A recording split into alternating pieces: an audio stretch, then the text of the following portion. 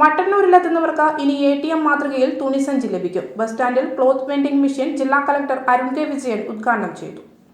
നഗരസഭാ chairman N. Shajid master അധ്യക്ഷത വഹിച്ചു. 20 രൂപയാണ് ഒരു സഞ്ചിയുടെ വില. 20 രൂപയുടെ ഒറ്റ നോട്ടോ 10 രൂപയുടെ 2 നോട്ടോ 5 രൂപയുടെ 4 എണ്ണമോ നിക്ഷേപിച്ചാൽ സഞ്ചി ലഭിക്കും. ഒപ്പം QR കോഡ് സ്കാൻ ചെയ്യുകയും ചെയ്യാം. ജില്ലയിൽ മട്ടന്നൂരിൽ മാത്രമാണ് തുണിസഞ്ചി ലഭിക്കുന്ന ക്ലോത്ത് വെൻഡിംഗ് മെഷീൻ സ്ഥാപിച്ചിരിക്കുന്നത്. 500 സഞ്ചിയാണ് മെഷീനിൽ ഉണ്ടാവുക. എത്ര സഞ്ചി തീർന്നെന്ന് മനസ്സിലാക്കാൻ സാധിക്കും. 4 ലക്ഷം രൂപ ചിലവിലാണ് മെഷീൻ സ്ഥാപിച്ചിരിക്കുന്നത്.